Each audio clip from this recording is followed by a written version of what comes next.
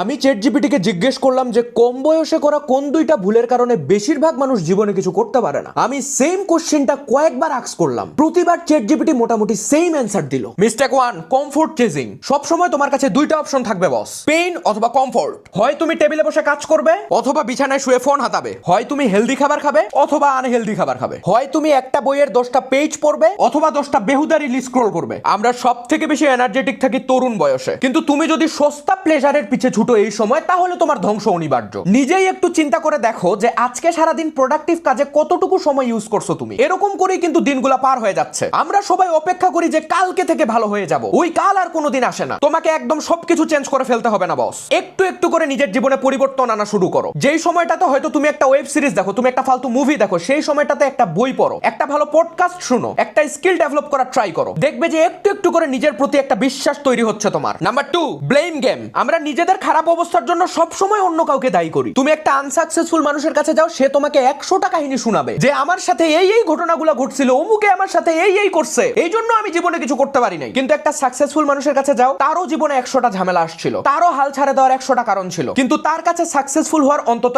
একটা কারণ ছিল, আর এই একটা কারণের জন্য সে জীবনে সাকসেসফুল হয়েছে। তুমি যখন তোমার সিচুয়েশনের জন্য অন্য কাউকে ব্লেম করতেছো, তোমার ভুল থেকে শেখার রাস্তাটা টোটালি অফ হয়ে যাচ্ছে। ব্যাপারটা এরকম যে আমার এই সিচুয়েশনের জন্য অমুকে দায়ী, তাহলে আমার নিজেকে ফিক্স করার কোনো দরকার নাই। কিন্তু বস, কে তোমার সাথে ভালো করলো, কে তোমার সাথে খারাপ করলো, এগুলো মানুষ দেখতে যাবে না। মানুষ দেখবে যে তুমি জীবনে কি করলে। তাই ফোন হাতাহাতি বাদ দাও আর মানুষকে ব্লেম করা বাদ দিয়ে এখনই কাজ শুরু করো। তুমি পারবে ইনশাআল্লাহ।